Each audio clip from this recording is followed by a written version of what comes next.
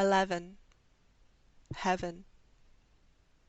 The next day, I drank a bong lassie in a dark room with good vibs, no E, written on the wall, and, blitzed, climbed some tall, tall stairs up a mountain to a temple.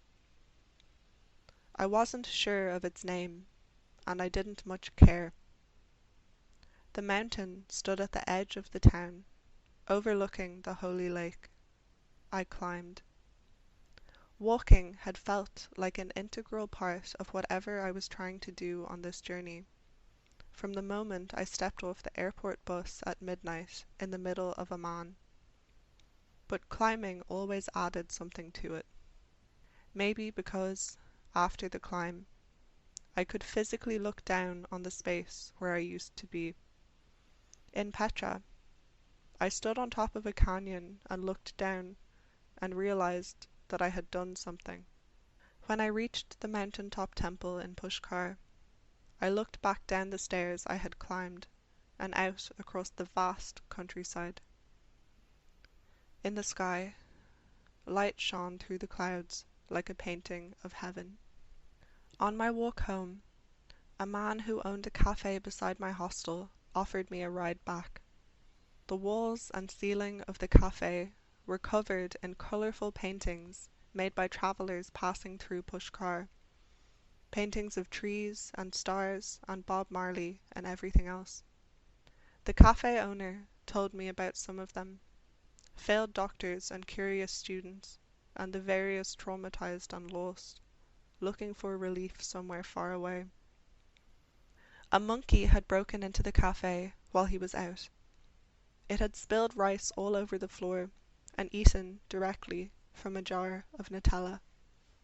The cafe owner swept up the rice, re-jarred it, and screwed the nutella lid back on. It's fine. Later, I walked into town alone. I reached the lake, Pushkar Lake, a holy pilgrimage site in Hinduism. In the sun, I meandered down to the ghat and sat on its steps. 2 old ladies saw me and called out to me, came to sit with me, speaking Hindi with some English words mixed in. We sat together for a while, trying to communicate. They were from Pushkar. One had children, one didn't. My husband, sighed one, and gestured to the sky. My mother, too, I replied, mimicking her gesture. She made a sympathetic noise, and we held hands for a moment. I wondered what she pictured in the sky, what sort of heaven her husband might be residing in for eternity. I had only used this gesture for death because she had used it.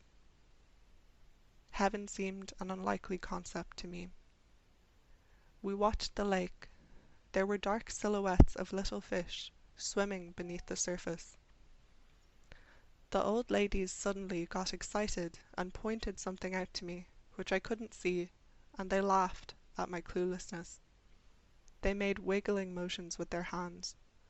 I saw then they were pointing out a long water snake, swimming near the edge of the water. Danger, they told me.